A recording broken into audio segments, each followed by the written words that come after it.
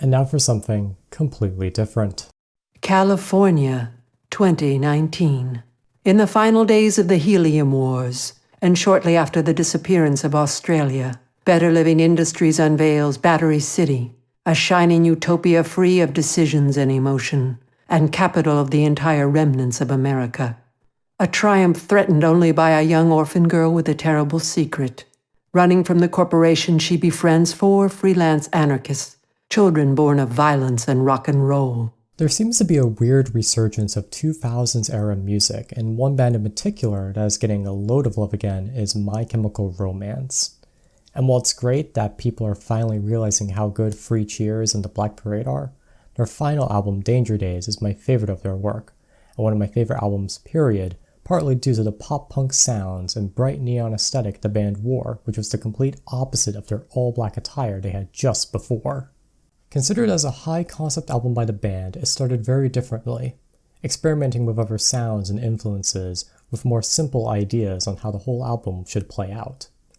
During 2009, 28 songs were recorded, but MCR decided that the direction they were headed was, quote, a boring album.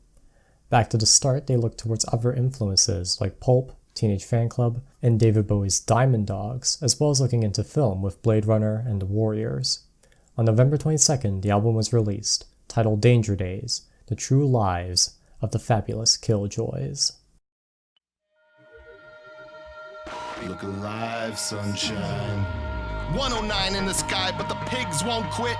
You're here with me, Dr. Death Defying. I'll be your surgeon, your proctor, your helicopter, pumping out the slaughtermatic sounds to keep you live. A system failure for the masses, antimatter for the master plan. Look Alive Sunshine is our electric opener with the bassist of MSI, Steve Rye, portraying the character of Dr. Death Defying, host of the pirate DJ radio station, sending a message to those fighting Better Living Industries. And those fighting are known as the Killjoys, and there is one squad this story follows, the Fabulous Killjoys. Party Poison, Fun Ghoul, Cobra Kid, and Jet Star. Pursuing them, a man named Corse, Better Living Industries' top exterminator, charged with returning these outlaws in one of the 4 acceptable levels of dead. Our heroes tear through the outer zones, sworn to protect, born to kill. The future relies on these 4 men, known only as the Fabulous Killjoys.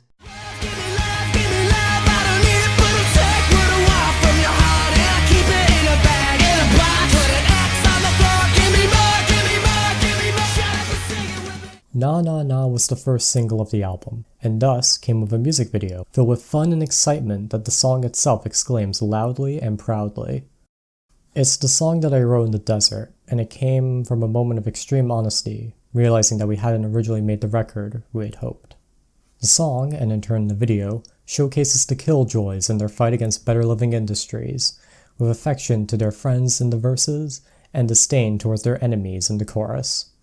The bridge exclaims how the residents of Battery City are screaming for an answer, a savior, followed by a statement how everyone wants a change, but no one is willing to try if there is a risk, with the final lyrics showing how the Killjoys are the opposite of that, wanting to change the world for the greater good, even if it requires a drastic act.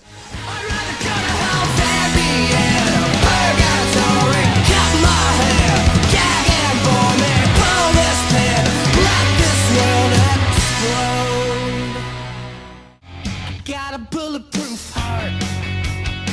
You got a hollow point smile. Bulletproof Heart was, according to the band, a song that existed before the album was retooled and reworked, but it was also a song that they continually returned to. When we were making the first version of the record, the song started as an early sign of, hey, maybe you guys should do something even with a high concept. You should really use your imaginations.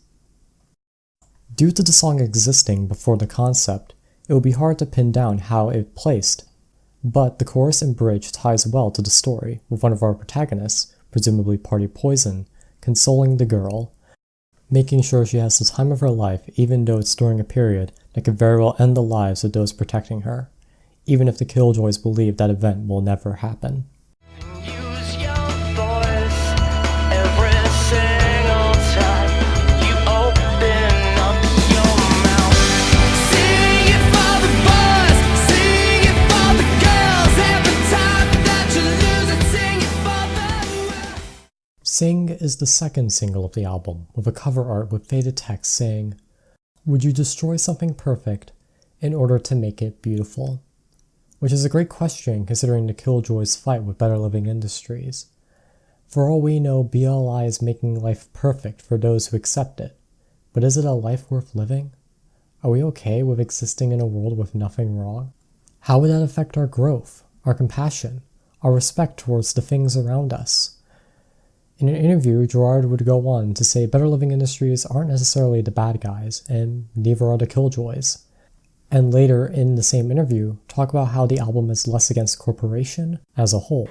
If there's any rebellion in the record, it's a rebellion against ourselves and kind of definitely against being assimilated into modern rock culture and cutting your hair and looking respectable and getting into your 30s and like, all right, we're going to be this kind of rock band because that's what people are grooming us to be. It's a rebellion against that very thing. And so there's no like rebellion against the corporation though. I see the Killjoys as really just survivalists, and I like to think of them that way. I also like to think that Better Living Industries isn't necessarily the bad guys, and neither are the Killjoys. Like, they both do really messed up things, you know? They also say how the album being high concept means not every track tells a part of the story. Maybe just one song tells the bulk, and the rest is just extensions of themes, or something nice to listen to. And I don't think Danger Days is a concept album either. I think they both have a high concept, and you really get a lot of the story in just one track, and then the rest is just kind of just all different worldviews. And it literally, we're making this up as we go along. Right now? Some of it, yeah. Yeah. The song itself is very quiet and limited instrumentally, with it only increasing in volume and instruments during the chorus and the final verse, which helps convey the themes of emptiness that exist in the world. The chorus tells you how you should sing, maybe not literally, but in the sense of standing up for what you believe in hopes of ending your own torment. The song also came with a music video, but I will cover the details later as it pertains better to a later song.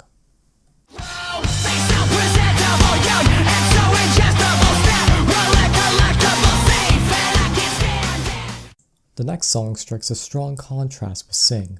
While Sing was mostly quiet, Planetary Go is pulsing with energy and features excitement-fueled vocals. The song itself talks about how we shouldn't wallow around and wait for something special to happen to us. We should push ourselves and find that something special. Find that excitement and that energy. The chorus talks about how it doesn't matter what the majority wants you to be as long as you continue being yourself. The second verse also talks about this with the first half, empowering yourself with being different than the norm, with the other half going over how safe and predictable is boring and stale, before telling the listener that this song is a message to not be that. The album as a whole contains a lot of this idea to be you, an idea that has existed before in their previous work. Can I be the only hope for you? Because you're the only hope for me. And if we... This contrast shows again with Planetary Go featuring our group standing tall and defiant. The only hope for me is you shows a fragile side, with lyrical imagery that can be referencing the 9/11 travesty, which inspired Gerard to start the band, and chorus telling how the hope the band feels by their fans continues them to keep going, and be that hope for their fans. Look alive, Killjoys. This transmission goes out to the MC Army. Yes, that's you, the dedicated soldiers who fight to keep the zones shiny and relatively drag-free. It's because of you that the fabulous Killjoys could rest easy at night. We thank you, we love you, and we wouldn't want anyone else by our side as we take on BLI. We will see you in the zones. This song is also, in my eyes, the first showcase of the idea of leaving a legacy after you are gone, with the intro repeating the phrase "remember me," because if no one remembers you, will people be able to even remember your message and what you stood for? But let's not mull over it for too long. We have a new broadcast from Dr. Death Defying. Bad news from the zones, Tumbleweeds. It looks like Jetstar and the Cobra Kid had a clap with an exterminator that went all Costa Rica and got themselves ghosted, dusted out en route guano. 2 members of the fabulous Killjoys are gone, shot and killed by an exterminator. The people fighting this war must stay cautious now that 2 prolific soldiers are no longer with us. But up next is the traffic. Nahnah. 車はワンタンだし、スーツケースには爆弾詰めている。人生は短くて行く道は危険が多い。だから踊ろう。 Party Poison is desperate for revenge. With a call for action, he plans to drive a car and carry explosives to a target. He talks about the small things won't get to him, how a life of just partying will end in a quick grave. Something must be done. The whole song feels like a Gerard way expressing his beliefs. He has the idea that if you don't take your life seriously, no one will. There's also a brief reference to the song Cancer, which appeared on the album prior. If you dwell on who you used to be, and you always cherish it, and you always talk about how amazing that was, then you're not going to grow. You're always going to be like, remember when we were at the Black Parade, and we were blowing up pyro and we were playing 10,000 person arenas? And if you get caught up in that, it's no good. And the second set of Japanese vocals plays with the end of the chorus on how the idea that fame isn't worth it, followed by the dream of living forever, which of course is impossible, but the closest thing is being remembered, leaving a legacy. We'll never leave this place alive, but if you sing these words, we'll never die. Save Yourself is one of the most blunt songs on the album, its title being the original name of the album itself. It's a song which encourages the listener to keep going, keep existing, to save themselves as the music holds back those negative thoughts, allowing them to recover. There are also strong mentions of how the tale of the Killjoys is going, and it's not going well. A fight is about to happen, but as mentioned later, that fight is not won, but lost. This is exactly what happens at the end of the Singh video. While the girl is saved, the fabulous Killjoys are no more afterwards, each one shot and killed by BLI. But that's fine. All the people fighting against Better Living Industries must keep going, or else their deaths will be in vain. And much like the previous songs, there is a lyric about leaving a legacy. The graffiti on your grave signify what people truly felt about you. There are true emotions they could never have the courage to express. This could be seen as extremely negative, but it's more positive, especially considering the cover of the band's greatest hits album, released a year after the band's disbandment, which depicts a graffiti-covered grave. Leave a dream with a fallout light. Watch it grow with a tear stain just to keep you safe tonight. A visual of a bomb going off can be interpreted across multiple lyrics, and one can see the psychedelic influence sound as bringing back to a time where people feared that the bombs would drop any moment. A lot of childlike innocence and leaving that childhood behind exists too, as when you are no longer a child you realize how cold and dark the world is. Sometimes a dream we always thought of when we were young is something we must forget due to the events of our life. As you learn about the world, you realize that compassion and honesty won't solve all the problems. You could argue that the cheerful sounding vocals and instrumental symbolizes that childhood, and digging into the lyrics signified the transition into adulthood. Turn my headphones up real loud. I think I need them now, 'cause you stopped the nose. It's one of the lyrically personal songs of the album, whereas the rest of it is just me talking about my worldview. An entire song dedicated to another, or at least heavily inspired by the emotions they feel towards them. The final lines of the chorus show who that person is. During a 2007 tour, which featured MCR and Mindless Self-Indulgence, Gerard Way and MSI bassist Lindsay would write the phrases "Run Away With Me" and "Anytime You Want" on each other before shows. The song could be seen as how strong relationships like that can be, how we depend on another during the dark times, and how we hope those times of comfort and love will never go away. It's hard to talk about it honestly, but that's fine, as it's a song that really talks about itself well enough. You don't believe in God, I don't believe in luck. They don't believe in us, but I believe for the enemy. The previous two songs were soft and a bit slow, but Destoroyah is a fast and aggressive song with its drums and impacting chorus. It's about groups that don't actually believe in you, how you should find faith in yourself even though someone or some group will always see you as an enemy because of who you are, and how you shouldn't let them take it away. The song treats religion almost as a superstition, or questions its existence, I paid close attention to organized religion and the caste system, and any religion that would put its foot down on people to keep them at a lower level. The song can also be seen as the Killjoys' last stand against Better Living Industries, just the violent instrumental and in-your-face outro, which is a rallying cry to those that want to fight, as it is now or never.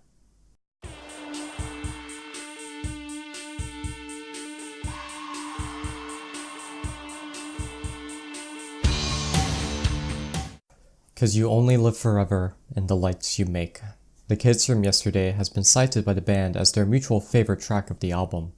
The final single of MCR fits way more than they ever originally intended, as a little over a year after it was released as a single, My Chemical Romance disbanded, with frontman Gerard Way releasing a long post on TwitLonger, going into detail for the reason behind the decision, denying accusations that it was due to issues between band members. The post ended with this paragraph: My Chemical Romance is done, but it can never die. It is alive in me, the guys, and it is alive inside all of you. I always knew that, and I think you did too. Because it is not a band, it is an idea. Kids from Yesterday is a very reflective track. It takes in almost everything the rest of the album contained thematically and then some. The song opening with the idea that it might be the last journey you'll take, but that's fine, as those journeys made you who you are, and that while even the leaders are gone, the message and impact still exists. This is extended in the rest of the song, with the band emphasizing that they will live forever, even if they are gone together. Their music, their lights, will continue to shine bright as long as people yell them out. MCR the band are gone, but their ideas still exist to this day, with a new generation discovering their music and falling in love much like the generation before it. And this situation of a band continuing to impact future generations is much like the groups that influenced MCR in the first place, and is why I personally believe My Chemical Romance to be one of the greatest bands of its decade. All right, children, the lights are out and the party's over. It's time for me, Dr. D, to start running and say goodbye for a little while.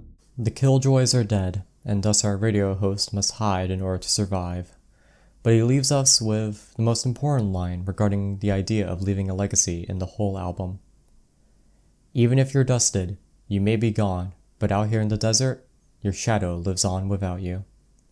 But we have one song left, the big end credits.